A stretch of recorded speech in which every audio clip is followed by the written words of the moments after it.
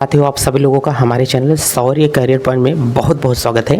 आज की क्लास में हम लोग लेकर के चल रहे हैं कि क्लास 12th की हमारे पास में जो केमिस्ट्री है, केमिस्ट्री को एक शानदार तरीके से हम लोग आज स्टार्ट कर रहे हैं। और इस शानदार के सेशन में हम लोग 12th केमिस्ट्री का सेकंड पार्ट बच्चों स्टार्ट कर रहे हैं। जो बच्चे नए हैं पहले वो ये समझ लें कि हम लोगों को 12th में आने के बाद में पढ़ना क्या है। तो बच्चों पहली बात आप लोग ये समझ के रखना कि 12th की केमिस्ट्री हमारे पास में तो चल रही है सर, 12th की केमिस्ट्री में जो हमको पढ़ना है सर, इसमें तो हमारे पास में सर एक यहाँ से क्या होगा सर, पार्ट 1 पढ़ना पड़ेगा और दूसरा सर हम लोगों को यहीं से क्या पढ़ना पड़ेगा, पार्ट 2 पढ़ना पड़ेगा। इतना तो समझ में आ रहा है कि जैसे 11th में हमने पढ़ा था भाग 1 और भाग 2 हमने पढ़ा था, वैसे ही हमको इसमें 12th में भी भाग 1 पढ़ना है और हमको 12th में भी भाग 2 पढ़ना है। इसमें के अंतर्गत हम लोगों को आ जाता है कि ऑर्गेनिक केमिस्ट्री होती है, इसके अंतर्गत हमारे पास में क्या होता है, इनऑर्गेनिक केमिस्ट्री होती है। पहला मैं आप लोगों को पार्ट क्यों नहीं पढ़ा रहा हूँ, इसका रीज़न ये है कि थोड़ी सी आपको पहले केमिकल्स की जानकारी हो जाए, फिर आपको बढ़िया तरीके से मैं फर्स्ट पार्ट की जानकारी दूंगा। हालांकि वीडियो लेक्चर आपको दोनों साथ साथ में मिलेंगे।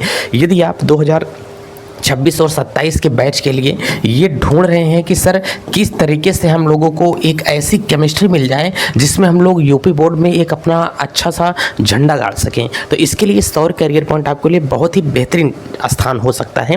यदि आप मेरी केमिस्ट्री को पढ़ेंगे तो आपके अंदर ये समझ विकसित हो जाएगी कि हमारे आसपास के पड़ोस में जो चीज़ें दैनिक जीवन में यूज होने वाली हैं उन चीज़ों को मिला करके ही तो हमारे पास में केमिस्ट्री बनती है, और उस केमिस्ट्री को ही हम लोग बच्चों अध्ययन करेंगे और पढ़ेंगे। तो यकीन मानिए एक सेशन मेरा आप कंप्लीट कर लीजिए, सेशन के अंत में आपको ये मजबूती के तौर पर अपने में ये हिम्मत आएगी कि हाँ यार काश ऐसा पहले पढ़ा होता। ठीक है, पार्ट 2 में आप लोगों को हम पढ़ाएंगे, इसके अंतर्गत रसायन की बच्चों जानकारी आपको दी जाएगी कि अन्य प्रकार के रसायन जो होते हैं इनका यूज कहाँ कहाँ पर होगा। इन्हीं रसायन को मिला करके फिर आगे चल के पार्ट 1 में हम लोग बच्चों यहीं से क्या स्टार्ट कर देते हैं, विलयन स्टार्ट कर देंगे। तो आज की जो हमारे पास में केमिस्ट्री है सर, इसमें भाग 1 ना पढ़ करके हम लोग कौन सा स्टार्ट कर रहे हैं सर, भाग 2 स्टार्ट कर रहे हैं। भाग 2 के अंतर्गत बच्चों हम लोग देखेंगे तो जो पहला चैप्टर हमारे पास में है वो क्या हो जाएगा। ठीक है, तो बच्चों भाग 1 के अंतर्गत पहला चैप्टर हमारे पास में क्या बनेगा। तो आज सेकंड केमिस्ट्री हमारे पास में बच्चों स्टार्ट हो रही है। कोई अगर आपसे ये बोल देगा कि सेकंड केमिस्ट्री के अंदर तुम बच्चों को क्या पढ़ाने के लिए तैयार हो, तो हमने कहा कि सर हमारे पास में जैसा कि आपने देखा कि आज हम लोग सेकेंड केमिस्ट्री का पार्ट पढ़ रहे हैं। बच्चों ये जो सेकेंड केमिस्ट्री का पार्ट हमारे पास में जा रहा है कि सर सेकेंड केमिस्ट्री है, इस सेकेंड केमिस्ट्री में हम लोग आज जो स्टार्ट कर रहे हैं वो सर पार्ट 2 हमारे पास में होगा। ये चीज़ें इतनी आपको जानकारी हो कि सर इसके अंतर्गत हमारे पास में पार्ट 2 की हमको जानकारी दे दिया जाएगा। हमने कहा हाँ, इस सेकेंड वाले पार्ट में हमको किसकी जानकारी दिया जाएगा, पार्ट 2 की हमको जानकारी दे दिया जाएगा। पार्ट 2 में अगर आप देखोगे तो सबसे पहला आपका जो चैप्टर होता है इसमें आपको ये पढ़ाया जाएगा कि हेलो एल्केन और हेलो एरीन नाम का एक चैप्टर है। ध्यान से देख करके चलना कि आपका बच्चों ये चैप्टर 1 हो गया। इस चैप्टर 1 के अंतर्गत आप लोग अगर देख करके चलोगे तो यहाँ से आपके पास में आएगा हेलो एल्केन, पहला चैप्टर ये हमारे पास में है, हेलो एल्केन एवं हेलो एरीन, तथा भी लिख सकते हो हेलो एल्केन तथा हेलो एरीन नाम का बच्चों क्या है, चैप्टर है। जो बच्चे पिछले हमसे पढ़ रहे हैं उनको ये पता होगा कि इस चैप्टर में क्या क्या पढ़ना है। हालांकि आप लोग तो बच्चों नए हो और इस नए तरीके से बच्चों को हम लोग यहाँ से देख करके चल रहे हैं। बच्चों यहाँ से हमारे पास में क्या होगा, देखो हेलो एल्केन और हेलो एरीन, ये हमारे पास में सेशन चलेगा। ठीक है, तो बच्चों ये हो गया हमारे पास में hello alkane, alkanes and hello arene, arenes, ये बच्चों टॉपिक आपके पास में चल रहा है। और ये आपका जो टॉपिक है इसी को हम लोग कहेंगे कि ये आज के सेशन में हमारे पास में पहला चैप्टर हमारे पास में बन करके सामने हमारे पास में रूबरू हो रहा है। इस पहले चैप्टर की हम लोग क्या करेंगे, शुरुआत करेंगे। हेलो एल्केन और हेलो एरीन, मैं आपको पहले ये मज़े की बात बता देता हूँ। इस प्रश्नावली में हेलो एल्केन और हेलो एरीन में सर क्यों ये आप हमको चैप्टर पढ़ा रहे हैं कि हेलो एल्केन और हेलो एरीन है क्या? हमने कहा भाई कुछ मत जानो। सेकेंड केमिस्ट्री का पहला चैप्टर जो है उसका नाम क्या होता है? हेलो एल्केन तथा हेलो एरिन।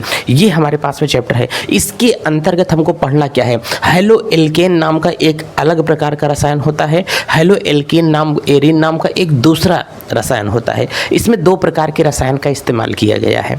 कौन सा केमिस्ट्री है, कौन सा केमिकल है? एक हेलो एल्केन का केमिकल होगा, एक हेलो एरिन का केमिकल होगा। सर ये केमिकल का यूज कहाँ पर होता है? क्यों आप ये केमिस्ट्री हमको पढ़ा रहे हैं? केमिस्ट्री का मतलब हमारे आसपास पड़ोस में जितनी भी चीज़ें हैं, जो केमिकल से जितनी हमारे पास में यूज करने वाली चीज़ें हैं, जो खाने पीने वाली चीज़ें हैं, सब के अंदर कहीं ना कहीं बच्चों केमिकल इस्तेमाल किया जाता है। हम लोग जैसे आलू खाते हैं, आलू जब सड़ जाती है तो वो खट्टी आने लगती है। टमाटर खाते हैं, वो स्वाद में खट्टा क्यों आता है? वो किसी न किसी रसायन के कारण वो खट्टा आ रहा है। बैगन खाते हैं तो बैगन स्वाद में हल्का सा खट्टापन होता है। उस क्यों खट्टापन बैगन में होता है? किसी न किसी रसायन के कारण वो स्वाद में खट्टा होता है।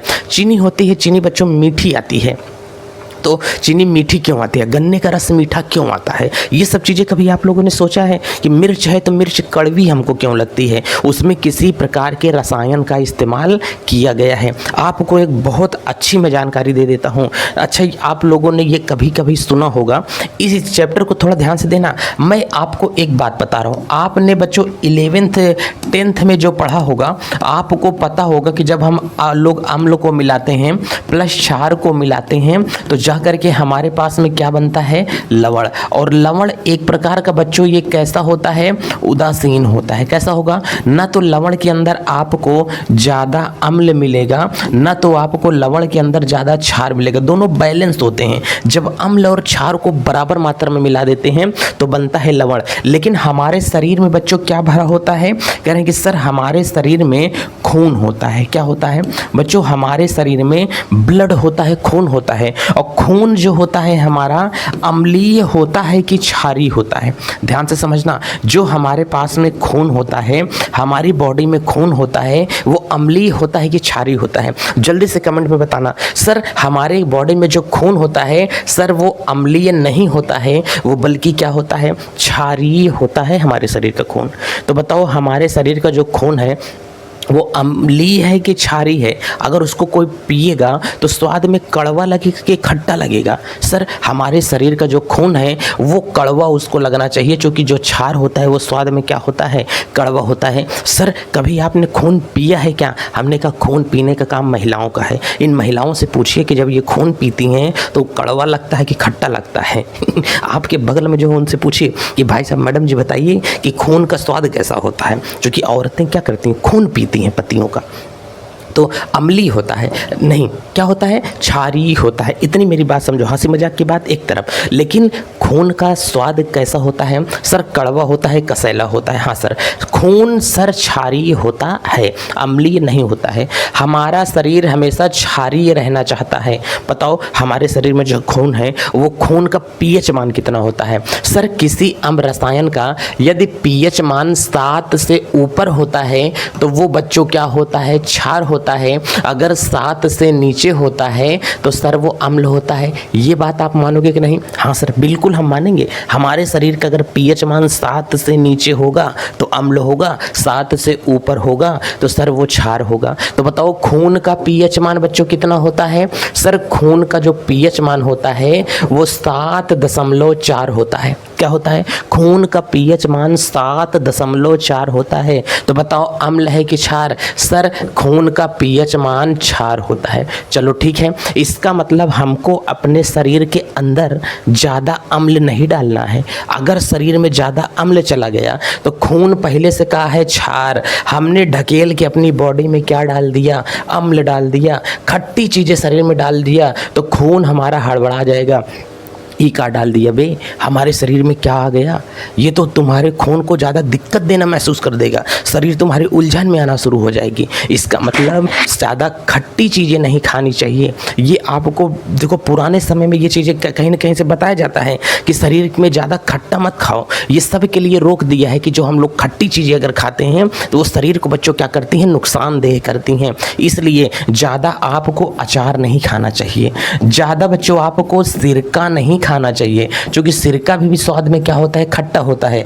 ज़्यादा आप लोगों को टमाटर भी नहीं खाना चाहिए, टमाटर भी स्वाद में क्या होता है, खट्टा होता है। ज़्यादा आपको इमली नहीं खाना चाहिए, इमली भी स्वाद में क्या होती है, खट्टी होती है। अगर शरीर का खट्टापन ज़्यादा बढ़ा दोगे तो जो शरीर है में खून है वो आपका उदासीन होना शुरू हो जाएगा। क्योंकि शरीर में क्षार है, आप उसमें डाल क्या रहे हो, अम्ल। और जब अम्ल और क्षार आप लोग दोनों चीज़ों को बच्चों क्या करोगे, मिला दोगे, तो शरीर का जो खून होगा वो हमारे पास में उदासीन हो जाएगा। चलिए सर एक बात बराबर है, तो इसका सर शरीर का खून जो है हमारे पास में वो हमेशा क्षार होना चाहिए। हमने कहा हाँ, जब डॉक्टर से दवा लेने के लिए जाते हो तो कहते हो डॉक्टर हमारे जो सर में बहुत ज़्यादा दर्द हो रहा है। तो ध्यान से देखना, केवल शरीर का जो पीएच मान हमारे पास में है वो 7.4 अगर खून का पीएच मान होगा तो हमको कोई दिक्कत नहीं होगी। जब यही पीएच मान बहुत बढ़ जाता है, यही पीएच मान बहुत ज़्यादा घट जाता है।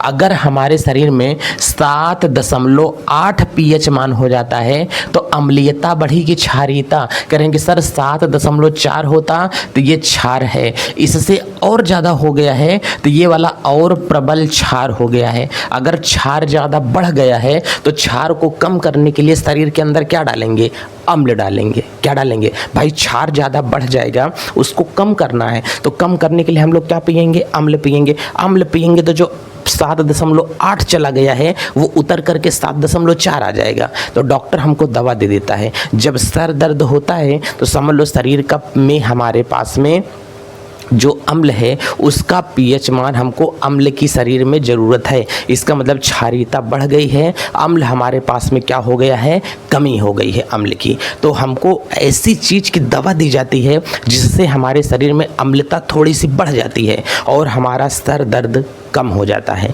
तो सर का दर्द होना, कभी अगर आपको अब सर दर्द करें तो ऐसी चीज़ें खाने की कोशिश करो जिसमें थोड़ा सा खट्टापन हो। हम ये नहीं कह रहे हैं कि इसको खाना ही नहीं चाहिए, हम ये कह रहे हैं कि इसको कम मात्रा में खाना चाहिए, एक लिमिट में खाना चाहिए। इसीलिए अचार वगैरह जो बनाने का नियम है, एक बार अचार बना करके रख दिया जाता है तो लोग साल भर अचार खाने के लिए चले जाते हैं। कभी कोई कहता है क्या अचार लेकर के बढ़िया कटोरा में बैठ जाओ, अचार ही अचार खूब एकदम खाते रहो। नहीं ना, अचार छोटा सा बनाया जाता है, थोड़ा सा दवा के जैसा अचार होता है। भैया दाल खा रहे हैं, अचार लेंगे क्या, हाँ सर थोड़ा सा अचार चाहिए हमको। तो ये चीज़ें हैं ना, इसलिए अचार वगैरह बनाया जाता है। इसलिए साल भर चीज़ें ये जा करके चलने वाली होती हैं। नींबू को 3-4 टुकड़ों में काट करके इतना सा अचार दिया जाता है कि आप अचार को खा लो और शरीर में अम्लता की मात्रा बढ़ जाए, आपके कोई बीमारी ना हो, आपको सर दर्द जैसी प्रॉब्लम ना हो। आज के बाद कभी सर दर्द अगर करने लगे तो समझ लो शरीर में क्या किस चीज़ की कमी है, अम्ल की कमी है। आपको एसिड बढ़ाने के लिए शरीर में कुछ ना कुछ खाना पड़ेगा। सर दर्द आपका तभी हो सकता है। डॉक्टर यही करता है। डॉक्टर की पढ़ाई में क्या करोगे आप लोग, ये देखोगे ना कि भाई साहब दवाइयों में कौन सी किस्में एसिडिक दवाइयाँ कौन सी हैं, उसको डॉक्टर आपको दे देगा। तब कहोगे हाँ डॉक्टर कितना बढ़िया है, डॉक्टर ने हमको दवा दे दी, हमारा सर दर्द दूर हो गया। तो आज के बाद सर कभी दर्द करेगा तो समझ लेना कि सौर्य कैरियर पर सौर्य ने हमको पढ़ाया था कि सर दर्द अगर करे तो इसका मतलब हमको क्या खाना है, सर दर्द मतलब तुरंत डिस्प्लिन। उसमें क्या होगा, एसिडिक मात्रा थोड़ी सी ज़्यादा होती है। अब एक बात और समझते हैं सर, इस चैप्टर का मतलब जो आपने बताया कि हेलो एल्केन और हेलो एरिन है, इससे हमको दैनिक जीवन में क्या फ़ायदा होने वाला है। हमने कहा हम अपने आसपास जितनी चीज़ें देखते हैं वो हेलो एल्केन और हेलो एरिन ही होती हैं। जैसे हमने कहा हम अपने दैनिक जीवन में बच्चों जितनी चीज़ों का इस्तेमाल करते हैं, ये ध्यान से आप लोग देख करके चलना कि हम अपने दैनिक जीवन में जितनी चीज़ों का बच्चों क्या करेंगे, इस्तेमाल करेंगे। ठीक है, तो दैनिक जीवन में जितनी चीज़ों का इस्तेमाल किया जा रहा है, जैसे हम लोग पेंट का इस्तेमाल करते हैं। ध्यान से देखो, ये यहाँ पर पेंटर है और ये बच्चों किसका इस्तेमाल कर रहा है, पेंट का इस्तेमाल कर रहा है।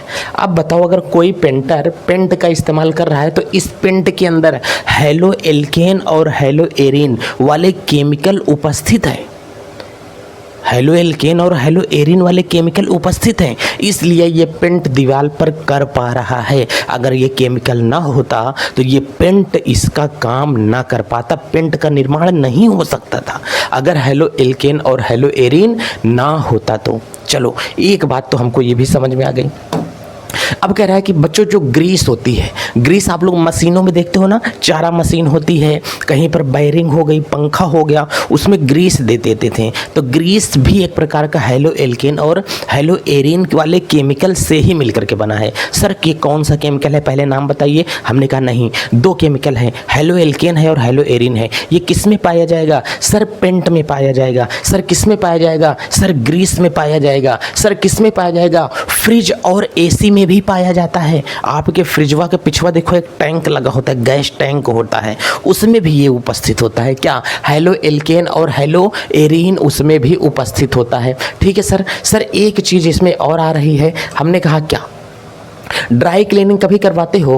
बच्चों ध्यान से देखना, जो आप ड्राई क्लीनिंग कभी करवाने के लिए जाते हो तो ये जो ड्राई क्लीनिंग आप करवा रहे हो, देखो यहाँ से जो ड्राई क्लीनिंग हो रही है, इस ड्राई क्लीनिंग में जो यहाँ से बॉक्स में टैंक में गैसें ऊपर यूज हो रही हैं, वो भी हमारे पास में क्या होता है? हेलो एल्केन और हेलो एरिन होता है। यहाँ पर कभी आप लोग देखो, दवाइयाँ, हम लोग जितनी प्रकार की दवाइयाँ खाते हैं सभी दवाइयों में केमिकल इस्तेमाल किए जाते हैं। अगर हेलो एल्केन हेलो एरिन ना होता तो दवाइयों का निर्माण नहीं किया जा सकता है। हम लोग प्रतिदिन जो दवाइयाँ खाते हैं उसमें वो केमिकल होते हैं, कौन से?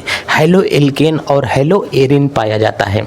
बेहोशी की दवा में जैसे डॉक्टर बेहोश करते हैं, डॉक्टर मेरे पेट में किडनी है, हाँ पेट में किडनी है, बक पगले, हमारे पेट में स्टोन है, पथरी है, सर उसका इलाज कर दीजिए। कहें सर ठीक है, कहें तुम्हारा ऑपरेशन किया जाएगा। कहें सर डॉक्टर ऑपरेशन करेंगे तो पेट फाड़ना पड़ेगा। हमने कहा हाँ पेट फाड़ना पड़ेगा। कहें तुमको मैं बेहोशी की इंजेक्शन लगा देता हूँ, सोने का इंजेक्शन लगा दूंगा, तब जाकर के तुमको दर्द नहीं होगा। तो जो बेहोशी की दवाइयाँ होती हैं ना, उसमें भी किसका इस्तेमाल होता है? हेलो एल्केन का ही इस्तेमाल होगा। अमिताभ बच्चन की जब आप लोग पुरानी मूवी देखोगे तो उसको हीरोइनिया कर ले करके स्प्रे मार करके बेहोश करके ले करके भाग जाते थे और उसके बाप से फ़ोन करके पैसा मांगते थे, एक हेलो तुम्हारी बेटी हमारे पास में है, 10 लाख रुपए का जल्दी से जुगाड़ कर दो, 1 करोड़ का ना। तो इसका मतलब जो हेरा फेरी कर रहे हैं, बेहोशी की दवाओं में किसका इस्तेमाल किया जाता है? हेलो एल्केन और हेलो एरिन का इस्तेमाल किया जाएगा। स्प्रे जो पेंट और सेंट होते हैं, परफ्यूम होते हैं, इसमें किसका इस्तेमाल किया जाएगा? हेलो एल्केन और हेलो एरिन का इस्तेमाल किया जाएगा। आग बुझाने वाले जो यंत्र हमारे पास में होते हैं, इसमें भी हेलो एल्केन का इस्तेमाल किया जाएगा। देखो जो प्लास्टिक की पाइप होती है समरसेबुल वाली, जितने प्रकार के प्लास्टिक होते हैं सब में हेलो एल्केन हेलो एरिन का इस्तेमाल किया जाएगा। देखो यहाँ से पेंट मैंने आपको दिखा ही दिया है। बिजली के जो तार होते हैं इनके ऊपर जो प्लास्टिक कवर चढ़ा होता है, इसमें क्या होता है? हेलो एल्केन और हेलो एरिन होता है। मलेरिया की जो दवा होती है, अगर हेलो एल्केन और हेलो एरिन ना होता तो मलेरिया की दवा हमारे पास में, इसमें ये दवा का निर्माण नहीं हो सकता था अगर हेलो एल्केन वाले केमिकल ना होते। देखो घेंघा की जो दवा होती है, इसमें भी किसका इस्तेमाल होता है? हेलो एल्केन और हेलो एरिन का इस्तेमाल होता है। देखो यहाँ से टाइफाइड जो हमारे पास में होता है, तपेदिक आप लोग जानते हो, जो टाइफाइड होता है उसमें भी इस्तेमाल किया जाएगा। जो खाद वगैरह होती हैं इसमें भी हेलो एल्केन के केमिकल का इस्तेमाल किया जाता है। यहाँ से मच्छर मारने की जो मोर्टीन हुआ करती थी, ऑल आउट हुआ करता है, जो स्प्रे आता है, आपके घर में ऑल आउट है कि नहीं? रात में लगा देते हो, ठीक है, अब वो मच्छर क्या होते हैं? मर जाते हैं। तो इन दवाओं में भी किसका इस्तेमाल किया जाएगा? हेलो एल्केन का इस्तेमाल किया जाएगा। जो खाद वगैरह आप लोग छिड़कते हो कि हमारे खेत में कीड़े न लगें, फसल को कीड़े न खाएं, उसमें भी किसका इस्तेमाल किया जाता है? हेलो एल्केन और हेलो एरिन वाले केमिकल का इस्तेमाल किया जाता है। ये तमाम चीज़ें आपके सामने दिया है। यह इसको पढ़ने के बाद में ये लग रहा है कि दैनिक जीवन में जितनी चीज़ें हमारे पास में हैं, बिना हेलो एल्केन और हेलो एरिन के ये चीज़ें तो सर बन ही नहीं सकती थी। तो सर जो कपड़ा होता है, कपड़े को बनाने में भी हेलो एल्केन का इस्तेमाल होता है। हाँ भाई हाँ, कपड़े को बनाने में भी इस्तेमाल किया जाता है। आपके हाथ में जो मोबाइल फ़ोन है, इसको बनाने में भी हेलो एल्केन हेलो एरिन का इस्तेमाल हुआ है। सर क्या बात कर रहे हैं? हमने कहा हाँ भाई, जिस पेपर में आप पढ़ रहे हो, जिस इंक से आप लोग लिख रहे हो, जिस पेन से आप लोग लिख रहे हो, सब में हेलो एल्केन और हेलो एरिन उपस्थित है। सर हम लोग अब ये मान करके बैठ लेते हैं कि जितने चीज़ों का हम लोग इस्तेमाल कर रहे हैं अपने पास में, में, सब में कहीं न कहीं से हेलो एल्केन और हेलो एरिन वाले केमिकल उपस्थित हैं। सर कैसे जाने कि किस में कौन सा केमिकल होगा? हमने कहा कुछ चीज़ों को मैं आपको नाम बता देता हूँ कि किस में कैसे जाने। जैसे आप लोग प्लास्टिक जानते हो ना, कौन सा केमिकल है अभी ये मत जानो, इतना समझ में आ रहा है कि नहीं कि सर तो इसके अंतर्गत इन्हीं सारी चीज़ों को हमको पढ़ना है। हम कैसे जाने कि मच्छर मारने की दवा में हेलो एल्केन उपस्थित है? सर हाँ, अब बच्चे की बात आई कि कैसे जाने कि इसमें हेलो एल्केन उपस्थित है। दवा में सर कैसे जाने कि हेलो एल्केन उपस्थित है? सर पेंट में कैसे जाने कि सर हेलो एल्केन इसमें उपस्थित है? इन सब की सर हमको जानकारी लेना है। हमने कहा अगर तुमको इन सब की जानकारी चाहिए तो इस चैप्टर को पढ़ना होगा। इस चैप्टर में एक दिन में कुछ नहीं हो जाएगा, पूरा चैप्टर हमको पढ़ना पड़ेगा। इतनी जितनी चीज़ें मैंने आपको बताया सब में हेलो एल्केन और हेलो एरिन पाया जा रहा है। सर अब पहले आप एक बात बता दीजिए। हमने कहा क्या? सर सबसे पहली बात हम लोग हेलो एल्केन को पढ़ने चल रहे हैं कि हेलो एल्केन होता क्या है। हमने कहा मेरी बात को समझना, हम लोग स्टार्ट तो कर रहे हैं कि हेलो एल्केन हमारे पास में क्या होगा। ध्यान से समझो, यहाँ से हमने आपसे स्टार्ट कर दिया कि सर हेलो एल्केन क्या होगा। देखो बच्चों, यहाँ से हमारे पास में होगा हेलो एल्केन। ये सबसे पहला टॉपिक हमारे पास में क्या होगा बच्चों? हेलो एल्केन के बारे में पहले आप बताओ कि हेलो एल्केन हमारे पास में क्या होगा। अब मेरी बातें आप लोग समझ करके चलना कि हेलो एल्केन्स क्या होते हैं। बच्चों जो हेलो एल्केन आपके सामने निकल के आ रहा है, हेलो एल्केन ये दो चीज़ों से मिल करके बना है, ये दो शब्दों से मिल करके बना हुआ है हेलो एल्केन। एक शब्द ये हमारे पास में क्या होता है? दो शब्दों से मिलके बना है। नंबर एक शब्द सर ये हमारे पास में क्या है? ध्यान से देखो, एक तो है हेलो और दूसरा जो सर हमारे पास में ये मिल करके बना हुआ है एल्केन शब्द से मिलके बना है। हेलो का मतलब सर हमारे पास में अगर कभी आप लोग देख करके चलोगे तो हेलो का मतलब होता है हैलोजन तत्व। ध्यान से देख के चलना, हैलोजन और प्लस जो एल्केन होता है ये तो हमारे एल्केन ही होते हैं। एल्केन का मतलब कुछ नहीं होता है, एल्केन होता है, इसे प्यार वाली भाषा में पैराफिन कहते हैं। क्या कहते हैं? पैराफिन कहा जाता है। एल्केन का सर दूसरा नाम क्या होता है? एल्केन का दूसरा नाम पैराफिन होता है। कभी आपसे कोई पूछे कि एल्केन का दूसरा नाम क्या होता है तो एल्केन का दूसरा नाम पैराफिन होता है। सर आप पहले हमको ये बताइए कि हैलोजन तत्व क्या होते हैं, इनको पहले आप लोग ये बताइए। हैलोजन तत्व ध्यान से देखना, अगर कभी आपके सामने सबसे पहले मैं दो चीज़ें बता रहा हूँ। नंबर एक जो हमारे पास में टॉपिक चल रहा है, हम लोग बात इसमें ये कर रहे हैं कि हैलोजन तत्व की। ध्यान से देख करके चलना बच्चों, इसमें हैलोजन तत्व क्या होते हैं। बच्चों ये आप लोग जो देख रहे हो ये हैलोजन तत्व हमारे पास में क्या होते हैं। हैलोजन के अंतर्गत देखो, एक हमारे पास में होता है फ्लोरीन,